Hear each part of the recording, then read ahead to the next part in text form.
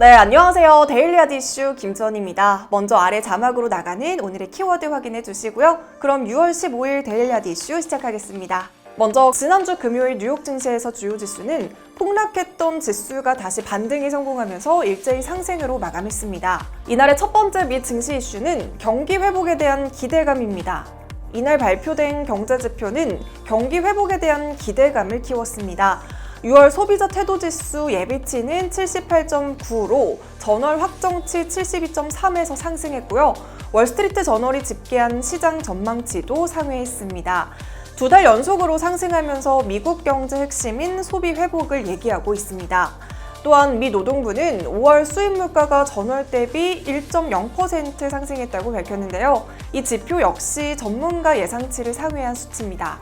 이렇게 지표들이 양호하게 나타나면서 전날 주요 지수가 대폭락했던 이후 반발 매수세가 유입되면서 장 초반에는 큰 폭으로 상승을 했지만요. 장중한때 하락으로 반전하는 등 여전히 불안정한 흐름을 보이고 있습니다. 그 이유는 바로 두 번째 미 증시 이슈인 코로나19 2차 유행에 대한 우려 때문입니다. 미국 텍사스와 애리조나 그리고 플로리다 등 일부 주에서 경제 재개 이후 코로나19 신규 확진자가 빠르게 확산이 되면서 2차 유행에 대한 우려가 급부상하고 있습니다. 플로리다는 이날도 하루 신규 확진자가 1,900명 이상을 기록하면서 사상 최대를 기록했다고 발표를 했는데요. 뉴욕타임즈는 미국 22개 주에서 신규 확진자가 증가 추세로 돌아섰다고 보도했습니다. 현재 경제 재개를 시작하고는 있지만 코로나19 2차 유행이 심해지면 경제 회복에 커다란 차질이 생길 수도 있는데요. 하지만 미 정부 관계자들은 재봉쇄 가능성을 일축하고 있습니다. 레리 커틀로 백악관 국가경제위원회 위원장은 보건 전문가들과 회의를 한 결과 2차 감염은 없다고 주장을 하고 있고요. 스티븐 무누신 재무장관도 다시 경제를 봉쇄하지는 않을 것이라고 말하면서 재봉쇄 가능성은 없다고 단호하게 이야기하고 있습니다. 하지만 일선주나 도시별로 봉쇄 완화가 지연되거나 다시 강해질 수 있다는 불안감은 여전한 상황입니다. 네, 마지막 미 증시 이슈는 비무장 흑인이 또다시 사망했다는 소식입니다. 조지 플로이드 사망 사건으로 미국 전역을 뒤흔든 가운데 경찰의 총격에 비무장 흑인 청년이 또다시 숨지는 사건이 발생했습니다. 사건은 애틀란타 경찰이 웬디스의 드라이브스루 통로를 한 차량이 막고 있다는 신고 접수에 경찰들이 현장에 출동을 하면서부터 시작이 됐습니다. 차 안에는 브룩스라는 흑인 청년이 잠들어 있었는데요. 경찰은 브룩스를 깨워서 현장에서 음주 측정을 했습니다. 하지만 측정 결과 음주 사실이 밝혀지면서 체포 과정에서 몸싸움이 일어난 겁니다. 브룩스는 저항하면서 경찰관들과 몸싸움을 벌였고요. 이 과정에서 한 경관이 쏜 총에 브룩스가 맞아서 병원으로 옮겼으나 결국 숨졌습니다. 브룩스가 총격을 당한 웬디스 매장 앞에는 이날 150여 명의 시위대가 모여서 사건의 철저한 조사를 요구를 했는데요. 또다시 흑인 시민이 숨지는 사건이 발생하면서 시위는 더욱 격화될 것으로 보입니다. 이어서 월요일인 오늘 국내 증시는 코스피가 코로나19 재확산 우려에 17포인트가량 하락하면서 2110선에서 출발했습니다. 코스닥도 외국인과 기관의 팔자세에 하락으로 출발했는데요. 자세한 장마감 지수는 화면으로 살펴보시죠.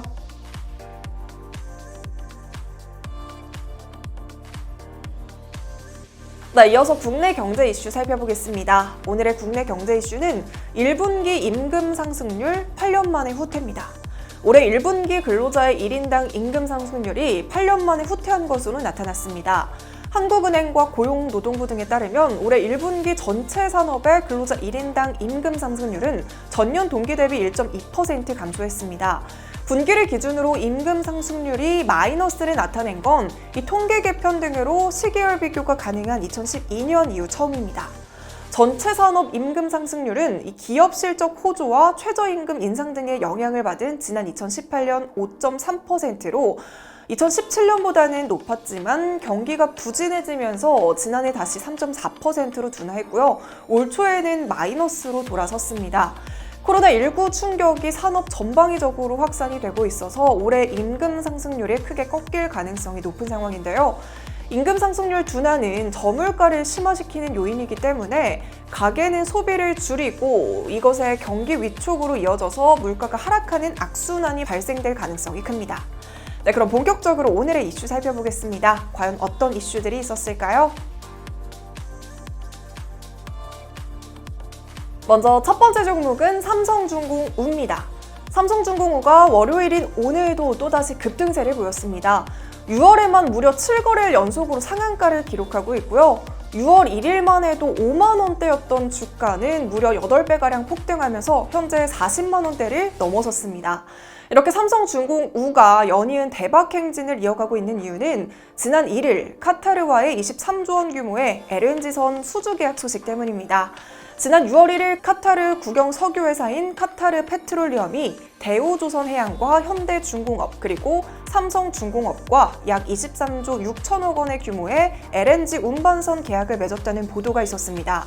카타르 페트롤리엄은 한국 조선업계의 빅3인 회사로부터 100척 이상의 선박을 공급받는다고 밝혔는데요.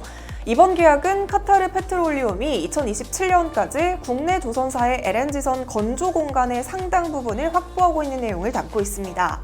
통상 대규모 선박 발주에 앞서서 선박 건조를 위한 슬롯을 확보하는 계약을 맺는데요. 조선업계에서는 이변이 없는 한 국내 조선 3사가 각각 40척 이상을 수주할 것으로 예상되고 있습니다. 사실 지난 2016년 이후부터 조선업계가 불황을 겪으면서 우리나라 1위를 달리고 있던 중소형 선박들이나 중소형 조선소들이 발주량 감소로 재무구조가 악화되고 심각한 구조조정을 겪으면서 대부분 폐업을 했었습니다. 더불어서 코로나19로 글로벌 선박 발주가 급감한 상황에서 오랜 불안 끝에 이번 수주 소식은 조선업계에 정말 단비 같은 소식인데요. 슬롯 예약은 정식 발주 전에 건조 공간을 확보하는 절차여서 100척 모두 건조하는 게 확정된 건 아니지만 한국 조선업계의 오랜 불황을 넘어설 수 있는 기회가 될 것으로 보입니다. 이번 대규모 수주 프로젝트로 큰 관심을 받는 곳은 조선업계 빅3 회사와 더불어서 바로 카타르입니다. 카타르는 현재 세계 1위의 LNG 수출국으로 수출 물량을 계속해서 늘리고 있습니다. 세계 LNG 연간 생산량을 기존 7,700만 톤에서 2027년까지 1억 2,600만 톤으로 확대하기로 하고 증설 사업을 추진하고 있고요. 또 LNG 증산은 대규모 운반선 발주로 이어질 계획입니다. 사실 2004년에도 카타르는 조선 빅3와 LNG선 90척 이상 선표 예약 계약을 체결했던 적이 있습니다. 하지만 실제로는 53척만 발주가 되었고요. 결과적으로 2004년에 카타르발 LNG선 선표 예약 이후 수주 인식은 각각 대우조선해양이 26척, 삼성중공업은 19척, 현대중공업은 8척으로 파악이 됐습니다. 따라서 이번 대규모 수주도 아직은 호재로 보기에는 조심스러운데요. 선표 예약 모두가 실제 건조 계약으로 이어지지 않을 것도 예상해야 하는 부분입니다. 하지만 이번 카타르 수주에 이어서 러시아 프로젝트와 모잠비크 LNG 프로젝트 등 다수의 LNG선 발주가 연내에 계속해서 쏟아져 나올 수 있다는 기대감도 있습니다. 러시아의 LNG 운반선 프로젝트는 이미 1차 5척을 삼성중공업이 따낸 건조 중에 있기 때문에 나머지 10척도 삼성중공업이 수주할 것이라는 전망이 지배적입니다. 대규모 수주 소식에 주가가 가장 크게 반응한 종목은 바로 삼성중공우인데요. 지난 9일에는 삼성중공우를 단기 주가 급등에 따른 투자 경고 종목으로 지정하고 하루 거래를 정지한 데 이어서 지난 12일에는 다음 단계인 투자 위험 종목으로 지정하고 하루 동안 거래를 정지한 바 있습니다.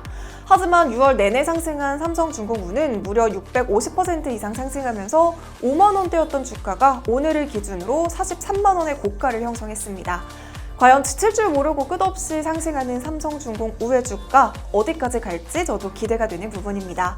네, 이어서 두 번째 종목은 소아마비 백신 관련주입니다. 미국 FDA의 한 소속 전문가가 기존 소아마비 백신이 코로나19 예방에도 효과가 있을 것이라고 발표하면서 관련주들이 상승세를 보였습니다.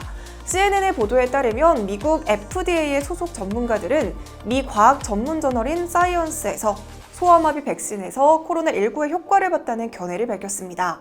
전문가들은 기존에 나와 있는 예방접종들이 어린이들을 여러 감염으로부터 보호해준다는 증거로부터 소아마비 백신이 임시나마 코로나19 예방에 사용이 될 수 있을 것이라고 주장을 하고 있습니다.